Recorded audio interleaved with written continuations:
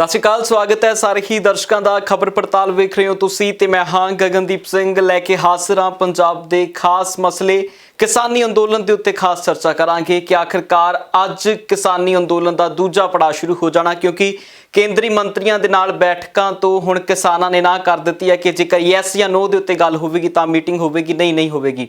ਸੋ ਅੱਜ ਕਿਸਾਨੀ ਅੰਦੋਲਨ ਦੇ ਤਹਿਤ ਕਿਸਾਨਾਂ ਨੇ ਵੱਡੇ ਐਲਾਨ ਕੀਤੇ ਨੇ, ਜਿਸ ਦੇ ਤਹਿਤ ਅੱਜ ਤੋਂ ਅੰਦੋਲਨ ਹੋਰ ਵੱਖਰੇ ਰੂਪ ਦੇ ਵਿੱਚ ਆਵੇਗਾ। ਸੋ ਚਰਚਾ ਕਰਾਂਗੇ ਕਿ ਆਖਿਰਕਾਰ ਭਵਿੱਖ ਕੀ ਹੋਵੇਗਾ ਇਸ ਕਿਸਾਨੀ ਅੰਦੋਲਨ ਦਾ। ਪਹਿਲਾਂ ਡੱਲਾ ਜੀ ਦਾ ਸਵਾਗਤ ਕਰਦੇ, ਫਿਰ ਚਰਚਾ ਦੇ ਵੱਲ ਵਧਦੇ ਹਾਂ। ਬਹੁਤ ਬਹੁਤ ਧੰਨਵਾਦ ਗਗਨ ਜੀ ਸਾਰਿਆਂ ਦਾ। ਡੱਲਾ ਜੀ, ਸਭ ਤੋਂ ਪਹਿਲਾਂ ਤਾਂ ਅੱਜ ਕੀ ਕੁਝ ਪ੍ਰਦੇਸ਼ ਦੇ ਵਿੱਚ ਵਾਪਰਨ ਵਾਲਾ ਹੈ ਉਸ ਦੇ ਉੱਤੇ ਟਿੱਪਣੀ, ਤੇ ਉਸ ਤੋਂ ਬਾਅਦ ਇਸ ਦੇ ਭਵਿੱਖ ਨੂੰ ਕਿੱਦਾਂ ਵੇਖ ਰਹੇ ਹੋ ਉਸ ਤੇ ਵੀ। ਦੇਖੋ, ਮੈਂ ਕਿਸਾਨੀ ਅੰਦੋਲਨ ਬਾਰੇ ਇਹ ਜ਼ਰੂਰ ਕਹੂੰਗਾ ਕਿ ਸਾਡਾ ਜਿਹੜਾ ਕਿਸਾਨਾਂ ਦਾ ਅੰਦੋਲਨ ਹੈ ਜੀ, ਇਹ ਬਹੁਤ ਹੀ ਸੱਚੇ ਸੁੱਚੇ ਮਨ ਦੇ ਨਾਲ ਕਿਸਾਨ ਅੰਦੋਲਨ ਹੈ। ਮਜਬੂਰੀਆਂ ਚੋਂ ਨਿਕਲਿਆ ਹੋਇਆ ਅੰਦੋਲਨ ਹੈ, ਇਹ ਬੇਬਸੀਆਂ ਚੋਂ ਨਿਕਲਿਆ ਹੋਇਆ ਅੰਦੋਲਨ ਹੈ, ਇਹ ਕਿਸਾਨਾਂ ਦੀਆਂ ਆਤਮ ਹੱਤਿਆਵਾਂ ਚੋਂ ਨਿਕਲਿਆ ਹੋਇਆ ਅੰਦੋਲਨ ਹੈ, ਇਹ ਖੇਤੀ ਕਾਨੂੰਨਾਂ ਦੇ ਡਰ ਚੋਂ ਨਿਕਲਿਆ ਹੋਇਆ ਅੰਦੋਲਨ ਹੈ ਜੀ। ਔਰ ਮੈਂ ਹੈਰਾਨ ਹਾਂ ਕਿ ਸਰਕਾਰ ਨੇ ਆਪਣਾ ਰੁਖ ਇੰਨਾ ਕੜਾ ਕਿਉਂ ਰੱਖਿਆ। ਮੈਂ ਪਰਸੋਂ ਵਾਲੀ ਪ੍ਰੈਸ ਕਾਨਫਰੰਸ ਵੀ ਸੁਣੀ ਕੇਂਦਰੀ ਮੰਤਰੀ ਦੀ, ਤੋਮਰ ਸਾਹਿਬ ਦੀ। ਉਹ ਕਹਿੰਦੇ ਅਸੀਂ ਕਈ ਸੁਝਾਅ ਦਿੱਤੇ ਨੇ, ਪੁਨਰ ਵਿਚਾਰ ਕਰਨ ਕਿਸਾਨ। ਔਰ ਕਿਸਾਨਾਂ ਨੇ ਤਾਂ ਬਾਰ-ਬਾਰ ਮੀਟਿੰਗਾਂ ਕਰਕੇ ਕਹਿਤਾ ਕਿ ਇਹ ਵਿਚਾਰ, ਇਹ ਪ੍ਰਸਤਾਵ ਇਕੱਲੇ ਸਾਡੇ ਪੰਜਾਬ ਦੀ ਖੇਤੀਬਾੜੀ ਨੂੰ, ਹਰਿਆਣੇ ਦੀ ਖੇਤੀਬਾੜੀ ਨੂੰ ਲੀਹਾਂ ਤੇ ਨਹੀਂ ਲਿਆ ਸਕਦੇ। ਇਸ ਕਰਕੇ ਜ਼ਰੂਰੀ ਹੈ ਕਿ ਖੇਤੀ ਕਾਨੂੰਨਾਂ ਨੂੰ ਇੱਕ ਵਾਰੀ ਮੁੱਢੋਂ ਰੱਦ ਕਰਕੇ ਨਵੇਂ ਸਿਰੇ ਤੋਂ ਕਾਨੂੰਨ ਬਣਾ ਲਏ ਜਾਣ। ਉਹਦੇ 'ਚ ਆਮ ਲੋਕਾਂ ਦੀ ਸ਼ਮੂਲੀਅਤ ਪਾ ਲਈ ਜਾਵੇ, ਕਿਸਾਨਾਂ ਦੀ ਸ਼ਮੂਲੀਅਤ ਪਾ ਲਈ ਜਾਵੇ। ਸ਼ਮੂਲੀਅਤ ਤੋਂ ਭਾਵ ਕਿ ਕਿਸਾਨਾਂ ਦੀ, ਜ਼ਿਮੀਂਦਾਰਾਂ ਦੀ, ਪੂੰਜੀਪਤੀਆਂ ਦੀ ਵੀ ਸੁਣ ਲਓ, ਗਰੀਬ ਮਜ਼ਦੂਰਾਂ ਦੀ ਵੀ ਸੁਣ ਲਓ, ਆੜ੍ਹਤੀਆਂ ਦੀ ਵੀ ਸੁਣ ਲਓ, ਸਧਾਰਨ ਲੋਕਾਂ ਦੀ ਵੀ ਸੁਣ ਲਓ। ਭਾਵ ਸਮਾਜ ਦੇ ਸਾਰੇ ਵਰਗਾਂ ਦੀ ਗੱਲ ਸੁਣ ਕੇ ਇੱਕ ਸਾਂਝਾ ਜਿਹਾ ਕਾਨੂੰਨ ਬਣਾ ਲਓ। ਇੱਕ ਪਾਸੜ ਕਾਨੂੰਨ ਹੈ ਜਿਹੜੇ ਉਹ ਕਦੀ ਵੀ ਕਾਮਯਾਬ ਨਹੀਂ ਹੁੰਦੇ। ਕਿਸਾਨਾਂ ਨੂੰ ਡਰ ਇਸ ਗੱਲ ਦਾ ਕਿ ਸਰਕਾਰਾਂ ਬਦਲ ਜਾਂਦੀਆਂ ਨੇ ਤੇ ਫਿਰ ਕਾਨੂੰਨ ਬਦਲ ਜਾਂਦੇ ਨੇ। ਸੋ ਇਸ ਕਰਕੇ ਕਿਸਾਨਾਂ ਦਾ ਤਜਰਬਾ ਹੈ ਬੜਾ ਕੌੜਾ ਹੈ। ਔਰ ਕੇਂਦਰੀ ਮੰਤਰੀ ਨੇ ਜਿਹੜਾ ਰਵੱਈਆ ਪ੍ਰਗਟ ਕੀਤਾ ਕਿ ਕਿਸਾਨ ਵਿਚਾਰ ਕਰਕੇ ਦੱਸ ਦੇਣ, ਸਰਕਾਰ ਗੱਲਬਾਤ ਲਈ ਤਿਆਰ ਹੈ। ਤੇ ਮੈਨੂੰ ਇਹ ਲੱਗਦਾ ਕਿ ਇਹ ਅਸਿੱਧੇ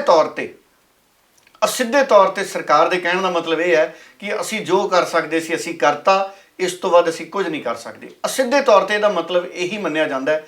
ਅਗਰ ਕਿਸੇ ਸਿਆਣੇ ਪ੍ਰੋਫੈਸਰ ਤੋਂ ਵੀ ਖੇਤੀਬਾੜੀ ਮੰਤਰੀ ਦੀ ਇਸ ਪ੍ਰੈਸ ਕਾਨਫਰੰਸ ਦਾ ਸਰਲ ਅਰਥ ਪੁੱਛਾਂਗੇ, ਜਿਵੇਂ ਅਸੀਂ ਛੋਟੇ ਹੁੰਦੇ ਕਲਾਸਾਂ 'ਚ ਸਰਲ ਅਰਥ ਕੱਢਦੇ ਸੀ, ਤਾਂ ਸਰਲ ਅਰਥ ਇਹੀ ਨਿਕਲੂਗਾ ਵੀ ਇੱਕ ਤਰੀਕੇ ਨਾਲ ਸਰਕਾਰ ਨੇ ਕਹਿਤਾ ਵੀ ਅਸੀਂ ਵੱਧ ਤੋਂ ਵੱਧ ਇਹੀ ਕੁਝ ਕਰ ਸਕਦੇ ਸੀ। ਹੁਣ ਕਿਸਾਨਾਂ ਨੇ ਵੀ ਇਸੇ ਕਰਕੇ ਗਗਨ ਜੀ ਤਹਈਆ ਕੀਤਾ ਵੀ ਅਸੀਂ ਹੁਣ ਗੱਲਬਾਤ ਨਹੀਂ ਕਰਨੀ, ਅਸੀਂ ਮੀਟਿੰਗਾਂ ਨਹੀਂ ਕਰਨੀਆਂ, ਅਸੀਂ ਆਪਣੇ ਸ਼ਾਂਤੀਪੂਰਵਕ ਅੰਦੋਲਨ ਨੂੰ ਅੱਗੇ ਵਧਾਵਾਂਗੇ। ਦੇਖੋ, ਪੰਜਾਬ 'ਚ ਟੋਲ ਪਲਾਜ਼ੇ ਬੰਦ ਨੇ, ਟੋਲਾਂ ਦੇ ਉੱਤੇ ਪੈਸੇ ਦੀ ਵਸੂਲੀ ਨਹੀਂ ਹੋ ਰਹੀ। ਔਰ ਮੈਂ ਕਈ ਦਿਨਾਂ ਦਾ ਚੰਡੀਗੜ੍ਹ ਆ ਜਾ ਰਿਹਾ, ਮੇਰਾ ਵੀ ਕੋਈ ਪੈਸਾ ਨਹੀਂ ਲੱਗ ਰਿਹਾ। ਸੋ ਕਿਸਾਨਾਂ ਦੇ ਇਸ ਅੰਦੋਲਨ ਕਰਕੇ ਟੋਲ ਰੁਕੇ ਨੇ। ਆਮ ਲੋਕ ਕੁਝ ਤਾਂ ਰਾਹਤ ਮਹਿਸੂਸ ਕਰਦੇ ਨੇ, ਕਿਉਂਕਿ ਸਰਕਾਰਾਂ ਨੇ ਇੱਕ ਸੜਕ ਦੇ ਟੋਲ ਦਾ ਮੁੱਲ ਹੀ ਇੰਨਾ ਵਧਾਤਾ ਕਿ ਵਿਅਕਤੀ ਨੂੰ ਸਮਝ ਨਹੀਂ ਆਉਂਦਾ ਕਿ ਮੈਂ ਜਿਸ ਸੜਕ ਤੋਂ ਲੰਘ ਰਿਹਾ ਇਹ ਸੜਕ ਐਡੀ ਮਹਿੰਗੀ ਹੈ। ਪਹਿਲਾਂ ਮੈਂ ਕਾਰ ਦਾ ਟੈਕਸ ਦਿੱਤਾ, ਰੋਡ ਟੈਕਸ ਦਿੱਤਾ, ਰੋਟੀ ਦਾ ਟੈਕਸ ਦਿੱਤਾ, ਕੱਪੜਿਆਂ ਦਾ ਟੈਕਸ ਦਿੱਤਾ।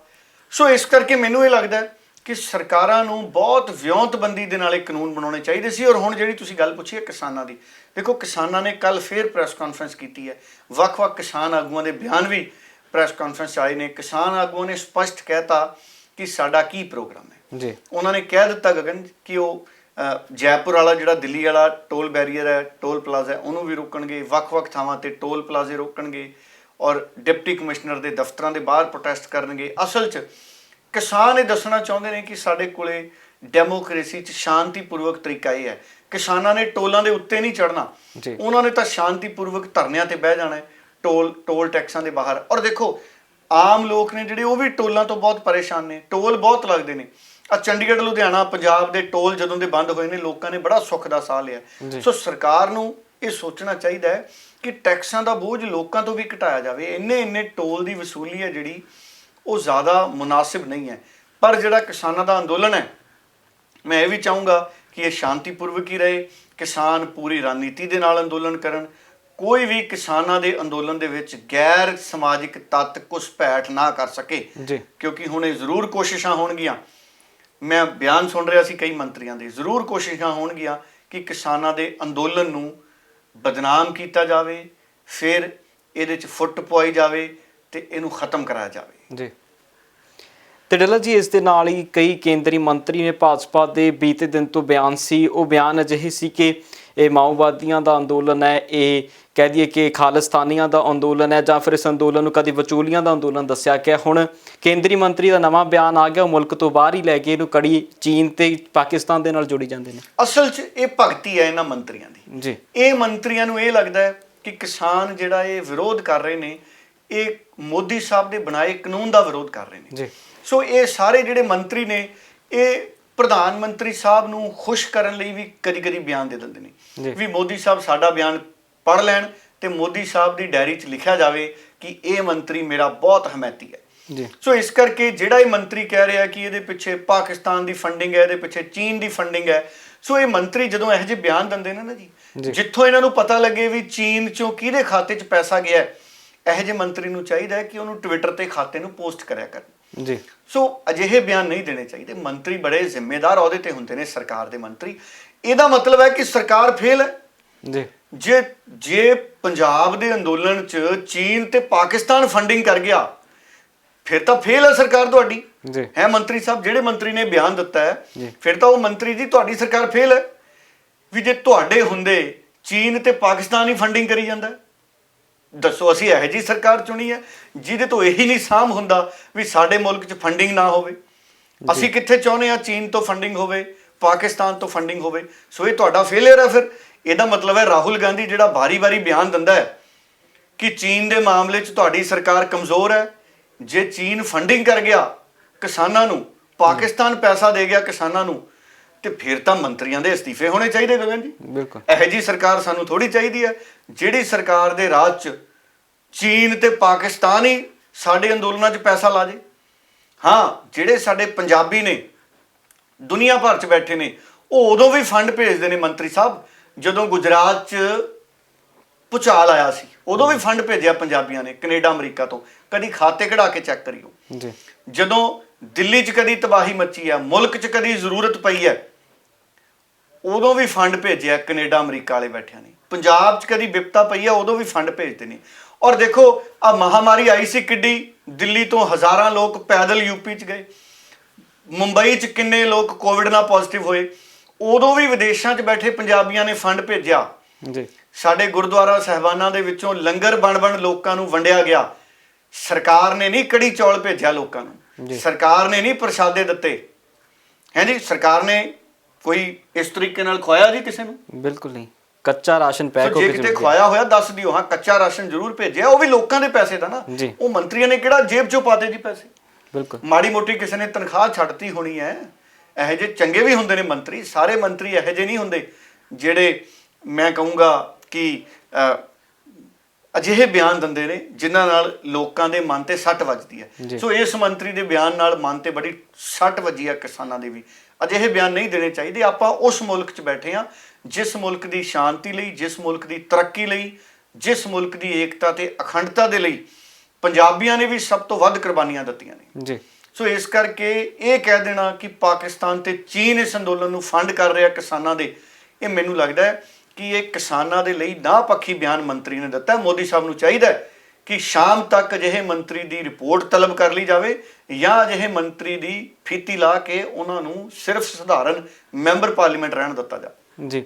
ਅਗਰ ਇਹ ਮੰਤਰੀ ਸੱਚ ਬੋਲ ਰਹੇ ਨੇ ਤੇ ਟਵੀਟ ਕਰ ਦੇਣ ਅੱਜ ਸਾਰਵਜਨਿਕ ਤੌਰ ਤੇ, ਅਸੀਂ ਖਿਮਾ ਦੇ ਜਾਚਕ ਹੋਵਾਂਗੇ ਕਿ ਅਸੀਂ ਮੰਤਰੀ ਸਾਹਿਬ ਦੀ ਸੱਚਾਈ ਤੇ ਟਿੱਪਣੀ ਕੀਤੀ ਹੈ ਜੀ। ਮੰਤਰੀ ਸਾਹਿਬ ਅੱਜ ਟਵਿੱਟਰ ਤੇ ਪੋਸਟ ਕਰ ਦਿਓ, ਮੈਂ ਤੇ ਗਗਨ ਸ਼ਾਮ ਨੂੰ ਤੁਹਾਡੇ ਤੋਂ ਖਿਮਾ ਦੇ ਜਾਚਕ ਹੋਵਾਂਗੇ, ਪਰ ਟਵੀਟ ਜ਼ਰੂਰ ਕਰ ਦਿਓ ਜੀ ਵੀ ਕਿਹੜੇ ਖਾਤੇ 'ਚ ਪੈਸੇ ਆ ਗਏ ਚੀਨ ਤੋਂ। ਜੀ। ਤੇ ਡੱਲਾ ਜੀ, ਇਸ ਦੇ ਨਾਲ ਹੀ ਸਿੰਘੂ ਬਾਰਡਰ ਦੇ ਉੱਤੇ ਵੀ ਕਹਿੰਦੇ ਕਿਸਾਨਾਂ ਦੇ ਉੱਤੇ ਪਰਚੇ ਦਰਜ ਹੋਏ ਨੇ, ਚਾਹੇ ਰੈੱਡ ਲਾਈਟ ਰੋਕਣ ਦੇ ਤਹਿਤ ਹੋਇਆ ਹੈ, ਰੋਡ ਬਲੌਕ ਕਰਨ ਦੇ ਤਹਿਤ ਹੋਇਆ, ਜਾਂ ਮਹਾਮਾਰੀ ਦੇ ਚੱਲਦੇ ਜਿਹੜੇ ਕਾਨੂੰਨ ਬਣੇ ਨੇ ਉਹ ਤੋੜਨ ਦੇ ਤਹਿਤ। ਦੇਖੋ, ਜਦੋਂ ਅੰਦੋਲਨ ਸਿਰੇ ਨਹੀਂ ਨਾ ਚੜ੍ਹਦੇ, ਫਿਰ ਕੋਸ਼ਿਸ਼ਾਂ ਹੁੰਦੀਆਂ ਨੇ। ਜਦੋਂ ਅੰਦੋਲਨ ਸਿਰੇ ਨਹੀਂ ਚੜ੍ਹਦੇ ਤਾਂ ਹਵਾਲਾ ਦਿੱਤਾ ਜਾਂਦਾ ਹੈ ਕਿ ਕਾਨੂੰਨ ਆਪਣਾ ਕੰਮ ਕਰ ਰਿਹਾ ਜੀ। ਉਦੋਂ ਇਹ ਹਵਾਲੇ ਦਿੱਤੇ ਜਾਂਦੇ ਨੇ ਵੀ ਤੁਸੀਂ ਕੋਵਿਡ ਕਰਕੇ ਸੜਕ ਜੋ ਰੋਕੀ, ਅਸੀਂ ਤੁਹਾਡੇ ਤੇ ਕੇਸ ਦਰਜ ਕਰਤਾ। ਕੇਸ ਉਹਨਾਂ ਲੋਕਾਂ ਤੇ ਵੀ ਦਰਜ ਹੋਣਾ ਚਾਹੀਦਾ ਜਿਨ੍ਹਾਂ ਨੇ ਪਾਣੀ ਦੇ ਗੋਲੇ ਬਰਸਾਏ, ਪਾਣੀ ਦੀਆਂ ਬਾਛੜਾਂ ਪਾਈਆਂ ਠੰਡ 'ਚ, ਜਿਨ੍ਹਾਂ ਨੇ ਅਥਰੂ ਗੈਸ ਦੇ ਗੋਲੇ ਛੱਡੇ। ਸੋ ਮੈਨੂੰ ਲੱਗਦਾ ਹੈ ਕਿ ਸਾਡੇ ਬਹੁਤ ਸਤਿਕਾਰਯੋਗ ਜਿਹੜੇ ਸਾਡੇ ਕਾਨੂੰਨਦਾਨ ਨੇ, ਮਾਹਰ ਨੇ, ਵਕੀਲ ਸਾਹਿਬ ਨੇ, ਉਹ ਜ਼ਰੂਰ ਅਦਾਲਤਾਂ ਦੇ ਵਿੱਚ ਇਹਨਾਂ ਕਿਸਾਨਾਂ ਦੀ ਪੈਰਵਾਈ ਕਰਨਗੇ ਔਰ ਸਰਕਾਰ ਦੇ ਖਿਲਾਫ ਵੀ ਉਹ ਅਦਾਲਤਾਂ 'ਚ ਜਾਣਗੇ ਕਿ ਸਰਕਾਰ ਜਿਹੜੀ ਵੀ ਗੱਲ ਕਰੇ ਉਹ ਸੱਚ ਤੇ ਤੱਥ ਨਾਲ ਕਰੇ। ਜਿਵੇਂ ਇਹ ਮੰਤਰੀ ਸਾਹਿਬ ਨੇ ਕਹਿਤਾ ਕਿ ਚੀਨ ਤੇ ਪਾਕਿਸਤਾਨ ਪੈਸੇ ਦੀ ਫੰਡਿੰਗ ਕਰ ਰਹੇ ਆ ਜੀ, ਤੇ ਕਿਸੇ ਨਾ ਕਿਸੇ ਸਾਡੇ ਜਿਹੜੇ ਸੱਜਣ ਨੇ ਵਕੀਲ ਸਾਹਿਬ, ਉਹ ਜ਼ਰੂਰ ਉਹਨਾਂ ਨੂੰ ਅਦਾਲਤ ਜਾਣਾ ਚਾਹੀਦਾ ਹੈ ਤਾਂ ਕਿ ਜਿਸ ਦਿਨ ਦਾ ਹਵਾਲਾ ਦੇ ਕੇ ਮੰਤਰੀ ਸਾਹਿਬ ਨੇ ਬਿਆਨ ਦਿੱਤਾ ਹੈ ਜੀ, ਤੇ ਉਹਦੀ ਸੱਚਾਈ ਹੈ ਜਿਹੜੀ ਬਾਹਰ ਆਵੇ। ਸੋ ਬਿਆਨ ਦੇ ਕੇ ਜਾਂ ਦੁਚਿੱਤੀ ਪੈਦਾ ਕਰਨ ਵਾਲੇ ਬਿਆਨ ਦੇ ਕੇ ਅੰਦੋਲਨ ਜਿਹੜੇ ਨੇ ਉਹਨਾਂ ਨੂੰ ਆਪਣੇ ਮਕਸਦ ਤੋਂ ਭਟਕਾਉਣ ਦੀਆਂ ਕੋਸ਼ਿਸ਼ਾਂ ਨੇ। ਮੈਂ ਫੇਰ ਕਹਿ ਰਿਹਾ, ਅਗਰ ਮੰਤਰੀ ਸਾਹਿਬ ਦਾ ਬਿਆਨ ਸੱਚਾ ਹੈ, ਉਹ ਟਵਿੱਟਰ ਤੇ ਖਾਤੇ ਸਾਂਝੇ ਕਰ ਦੇਣ। ਉਹ ਮੰਤਰੀ ਨੇ, ਉਹ ਸਹੁੰ ਚੱਕ ਕੇ ਸੰਵਿਧਾਨ ਦੀ ਮੰਤਰੀ ਬਣੇ ਨੇ, ਉਹ ਕਿਹੜਾ ਖੇਡ 'ਚ ਮੰਤਰੀ ਬਣ ਗਏ ਹੈ ਜੀ। ਸੋ ਇਹ ਜ਼ਿੰਮੇਵਾਰੀ ਵਾਲੀ ਗੱਲ ਹੈ, ਅਜਿਹਾ ਨਹੀਂ ਹੋਣਾ ਚਾਹੀਦਾ। ਤੇ ਡੱਲਾ ਜੀ, ਉੱਧਰ ਪੰਜਾਬ ਦੇ ਸੰਸਦ ਵੀ ਜੰਤਰ ਮੰਤਰ ਦੇ ਉੱਤੇ 6ਵੇਂ ਦਿਨ ਦੇ ਵਿੱਚ ਉਹਨਾਂ ਦਾ ਧਰਨਾ ਪ੍ਰਵੇਸ਼ ਕਰ ਚੁੱਕਿਆ। ਲਗਾਤਾਰ ਧਰਨਾ ਪ੍ਰਦਰਸ਼ਨ ਉੱਥੇ ਜਾਰੀ ਹੈ। ਮੰਗ ਹੈ ਕਿ ਜਲਦ ਤੋਂ ਜਲਦ ਪਾਰਲੀਮੈਂਟ ਦਾ ਸੈਸ਼ਨ ਬੁਲਾਓ ਤੇ ਇਹਨਾਂ ਕਾਨੂੰਨਾਂ ਨੂੰ ਰੱਦ ਕਰੋ। ਉਹਨਾਂ ਤੇ ਦੇਖੋ, ਇਹ ਪਾਰਲੀਮੈਂਟ ਦੇ ਵਿੱਚ ਹੀ ਕਾਨੂੰਨ ਪਾਸ ਹੋਏ ਸੀ, ਸੋ ਹੁਣ ਇਹ ਦੁਬਾਰਾ ਫਿਰ ਮੰਗ ਕਰੀ ਜਾਂਦੇ ਨੇ ਸਾਡੇ ਐਮਪੀ। ਦੇਖੋ 6ਵੇਂ 7ਵੇਂ ਦਿਨ 'ਚ ਧਰਨਾ ਆ ਗਿਆ ਜੀ, ਕਿਸਾਨਾਂ ਦਾ ਤਾਂ 16ਵੇਂ 17ਵੇਂ ਦਿਨ 'ਚ ਹੈ। ਇਹਦਾ ਮਤਲਬ ਹੈ ਕਿ ਸਾਡੇ ਐਮਪੀ ਕਿਸਾਨਾਂ ਦੇ ਧਰਨੇ ਤੋਂ ਬਾਅਦ ਧਰਨਿਆਂ ਤੇ ਆਏ ਨੇ ਜੀ। ਇਹਨਾਂ ਨੂੰ ਹੁਣ ਧਰਨਾ ਦੇਣ ਦੀ ਲੋੜ ਨਹੀਂ। ਧਰਨਾ ਦੇ ਰਹੇ ਨੇ, ਠੀਕ ਹੈ, ਆਪਣੇ ਮਨ ਦਾ ਇਹਨਾਂ ਦਾ ਚਾਅ ਹੈ, ਇਹਨਾਂ ਦੀ ਭਾਵਨਾ ਹੈ, ਉਸ ਭਾਵਨਾ ਦਾ ਵੀ ਸਤਿਕਾਰ ਹੈ, ਪਰ ਇਹਨਾਂ ਨੂੰ ਉੱਥੇ ਜਿੱਥੇ ਬੈਠੇ ਨੇ ਨਾ ਧਰਨੇ ਤੇ, ਉੱਥੋਂ ਆਪਣੇ ਅਸਤੀਫੇ ਸਪੀਕਰ ਨੂੰ ਭੇਜ ਦੇਣੇ ਚਾਹੀਦੇ ਨੇ। ਪਾਰਲੀਮੈਂਟ ਦੀਆਂ ਬੀਜੇਪੀ ਵਾਲੀਆਂ 2 ਛੱਡ ਕੇ ਸਨੀ ਦਿਓਲ ਵਾਲੀ ਛੱਡ ਕੇ ਔਰ ਸੋਮ ਪ੍ਰਕਾਸ਼ ਵਾਲੀ ਛੱਡ ਕੇ 11 ਸੀਟਾਂ ਸਾਡੇ ਐਮਪੀਆਂ ਨੂੰ ਅਸਤੀਫੇ ਦੇ ਕੇ ਖਾਲੀ ਕਰ ਦੇਣੀਆਂ ਚਾਹੀਦੀਆਂ ਨੇ ਤਾਂ ਕਿ 6 ਮਹੀਨਿਆਂ ਦੇ ਵਿੱਚ ਚੋਣਾਂ ਕਰਾਉਣੀਆਂ ਹੁੰਦੀਆਂ ਗਗਨ ਜੀ। 6 ਮਹੀਨਿਆਂ 'ਚ ਜਦੋਂ ਵੋਟਾਂ ਪੈਣ ਤੇ 6 ਮਹੀਨੇ ਦੀਆਂ ਵੋਟਾਂ ਦੇ ਵਿੱਚ ਪਤਾ ਲੱਗ ਜੇ ਸਾਡੇ ਭਾਰਤ ਦੀ ਸਰਕਾਰ ਨੂੰ ਵੀ ਕਿ ਪੰਜਾਬ ਦੇ ਲੋਕਾਂ ਦੀ ਸੋਚ ਕੀ ਹੈ ਇਹਨਾਂ ਕਾਨੂੰਨਾਂ ਦੇ ਪ੍ਰਤੀ, ਇਹ ਪਤਾ ਲੱਗ ਜੂਗਾ। ਸੋ ਇਸ ਕਰਕੇ ਸਾਡੇ ਮੈਂਬਰ ਪਾਰਲੀਮੈਂਟਾਂ ਨੂੰ ਅਸਤੀਫੇ ਦੇ ਦੇਣੇ ਚਾਹੀਦੇ ਨੇ। ਮੈਂਬਰ ਪਾਰਲੀਮੈਂਟਰੀ ਨਾਲੋਂ ਜ਼ਿਆਦਾ ਪਿਆਰਾ ਪੰਜਾਬ ਦਾ ਸਤਿਕਾਰ ਤੇ ਸਾਰੇ ਪੰਜਾਬੀਅਤ ਦੀ ਏਕਤਾ ਦੀ ਭਾਵਨਾ ਹੋਣੀ ਚਾਹੀਦੀ ਹੈ। ਸੋ ਅਸਤੀਫੇ ਦੇ ਦੇਣੇ ਚਾਹੀਦੇ ਨੇ ਮੈਂਬਰ ਪਾਰਲੀਮੈਂਟਾਂ ਨੂੰ। ਅਗਰ ਮੈਂ ਅੱਜ ਐਮਪੀ ਹੁੰਦਾ ਤੇ ਮੈਂ ਅੱਜ ਪਾਰਲੀਮੈਂਟ ਦੇ ਸਪੀਕਰ ਨੂੰ ਅਸਤੀਫਾ ਦੇ ਕੇ ਆਇਆ ਹੋਣਾ ਸੀ ਤੇ ਕਿਸਾਨਾਂ 'ਚ ਬੈਠਾ ਹੋਣਾ ਸੀ ਜੀ। ਇਹ ਐਮਪੀ ਨੇ ਇਹਨਾਂ ਨੂੰ ਅਸਤੀਫਾ ਦੇ ਕੇ ਕਿਸਾਨਾਂ 'ਚ ਆ ਕੇ ਬਹਿ ਜਾਣਾ ਚਾਹੀਦਾ। ਫਿਰ ਐਮਪੀ ਬਣਾ ਦੇਣਾ ਕਿਸਾਨਾਂ ਨੇ ਤੁਹਾਨੂੰ। ਇੱਕ ਵਾਰ ਕਿਸਾਨ ਬਣ ਕੇ ਕਿਸਾਨਾਂ ਦਾ ਅੰਦੋਲਨ ਹੈ ਜਿਹੜਾ ਉਹ ਲੜੋ ਜੀ। ਸੋ ਇਹ ਗੁਜ਼ਾਰਿਸ਼, ਅਪੀਲ ਵੀ ਹੈ ਸਾਰਿਆਂ ਨੂੰ, ਜੇ ਮੇਰੀ ਆਵਾਜ਼ ਤੁਹਾਨੂੰ ਵੀਡੀਓ ਕੋਈ ਸੁਣਾ ਦੇ ਤੇ ਜ਼ਰੂਰ ਅਸਤੀਫਾ ਲਿਖ ਕੇ ਸ਼ਾਮ ਤੱਕ ਦੇ ਦਿਓ। ਕੈਪਟਨ ਸਾਹਿਬ ਵੀ ਪਿੱਛੇ ਜੇ ਮੈਂ ਵਿਧਾਨ ਸਭਾ 'ਚ ਸੁਣ ਰਿਹਾ ਸੀ, ਉਹ ਕਹਿੰਦੇ ਸੀ ਵੀ ਮੈਂ ਵੀ ਜੇਬ 'ਚ ਪਾਇਆ ਹੋਇਆ ਅਸਤੀਫਾ ਹੈ ਜੀ। ਬਾਕੀ ਉਦੋਂ ਕਿਹਾ ਸੀ ਉਹਨਾਂ ਨੇ ਜੇਬ 'ਚ ਅਸਤੀਫਾ। ਬਾਕੀ ਦੇਖਦੇ ਹਾਂ ਕਿ ਕੈਪਟਨ ਸਾਹਿਬ ਅਸਤੀਫਾ ਦੇਣਗੇ ਜਾਂ ਚੋਣਾਂ ਦੇ ਨੇੜੇ ਆ ਕੇ ਦੇਣਗੇ ਜੀ। ਕਈ ਵਾਰੀ ਲੀਡਰ ਚੋਣਾਂ ਦੇ ਨੇੜੇ ਆ ਕੇ ਵੀ ਦੇ ਦਿੰਦੇ ਨੇ। ਸੋ ਰੋਸ ਪ੍ਰਗਟ ਕਰਨ ਲਈ ਸੰਵਿਧਾਨਿਕ ਤੌਰ ਤੇ ਮੈਨੂੰ ਲੱਗਦਾ ਹੈ ਹੁਣ ਇਹੀ ਰਾਹ ਇੱਕ ਬਚਿਆ ਕਿਸਾਨਾਂ ਦੇ ਸਮਰਥਨ ਲਈ ਕਿ ਸਾਡੇ ਸੰਵਿਧਾਨਿਕ ਅਹੁਦਿਆਂ ਤੇ ਬੈਠੇ ਐਮਐਲਏ ਐਮਪੀ ਇਹ ਸਾਰਿਆਂ ਨੂੰ ਸਮੂਹਿਕ ਤੌਰ ਤੇ ਅਸਤੀਫਾ ਦੇ ਦੇਣਾ ਚਾਹੀਦਾ। 117 ਵਿਧਾਇਕ ਆ, 3 ਕੱਢ ਲਓ ਬੀਜੇਪੀ ਵਾਲੇ ਜੀ, 2 ਜਾਂ 3 ਜਿੰਨੇ ਵੀ ਹੈ, ਮਾਫ ਕਰਨਾ ਮੈਨੂੰ ਹੁਣ ਪੂਰਾ ਅੰਕੜਾ ਯਾਦ ਨਹੀਂ, 2 ਨੇ ਮੇਰਾ ਖਿਆਲ ਹੁਣ ਪੰਜਾਬ 'ਚ। 115 ਦੇ 15 ਵਿਧਾਇਕੀ ਤੋਂ ਅਸਤੀਫਾ ਦੇ ਦਿਓ, 11 ਦੇ 11 ਮੈਂਬਰ ਪਾਰਲੀਮੈਂਟ ਅਸਤੀਫਾ ਦੇ ਦੇਣ।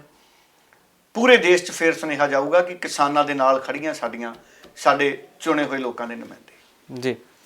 ਸੋ ਬਿਲਕੁਲ ਕਿਸਾਨੀ ਅੰਦੋਲਨ ਦੇ ਤਹਿਤ ਅੱਜ ਰਣਨੀਤੀ ਬਨਾਮ ਰਾਜਨੀਤੀ ਦੇ ਤਹਿਤ ਕਿਸਾਨ ਜਥੇਬੰਦੀਆਂ ਨੇ ਪ੍ਰਦਰਸ਼ਨ ਦਾ ਇੱਕ ਨਵੀਂ ਰੂਪਰੇਖਾ ਵਿੱਢੀ ਹੋਈ ਆ। ਉਸ ਦੇ ਤਹਿਤ ਅੱਜ ਤੋਂ ਕਿਸਾਨੀ ਅੰਦੋਲਨ ਦੀ ਵੱਖਰੀ ਰੂਪਰੇਖਾ ਵੇਖਾਂਗੇ ਤੇ ਉਮੀਦ ਆ ਕਿ ਮੈਂ ਤੁਹਾਨੂੰ ਰੋਕੂੰਗਾ ਵੀ ਗਗਨ ਜੀ, ਤੁਸੀਂ ਕਹੋਗੇ ਤੁਹਾਡੀ ਮੈਂ ਗੱਲ ਨਹੀਂ ਪੂਰੀ ਹੋਣ ਦਿੱਤੀ ਜੀ। ਧਰਮਿੰਦਰ ਦਾ ਟਵੀਟ ਆ ਗਿਆ। ਧਰਮਿੰਦਰ ਕਹਿੰਦਾ ਮੈਂ ਬੜਾ ਦੁਖੀ ਹਾਂ ਤੇ ਸਰਕਾਰ ਤੋਂ ਮੰਗ ਕੀਤੀ ਹੈ ਕਿ ਕਿਸਾਨਾਂ ਦਾ ਹੱਲ ਕੀਤਾ ਜਾਵੇ। ਸੋ ਧਰਮਿੰਦਰ ਉਹਨਾਂ ਨੇ ਜਿਹੜਾ ਇਹ ਬਿਆਨ ਦਿੱਤਾ ਹੈ, ਮੈਨੂੰ ਲੱਗਦਾ ਸਾਰੇ ਪੰਜਾਬੀ ਧਰਨਿਆਂ 'ਚ ਜਾ ਰਹੇ ਨੇ। ਸੋ ਧਰਮਿੰਦਰ ਨੇ ਬਿਆਨ ਦਿੱਤਾ, ਪਰ ਧਰਮਿੰਦਰ ਤਾਂ ਚੋਣ ਪ੍ਰਚਾਰ ਕਰ ਰਿਹਾ ਸੀ ਸਨੀ ਦਿਓਲ ਦੇ ਲਈ। ਬਿਲਕੁਲ ਹੈ ਜੀ।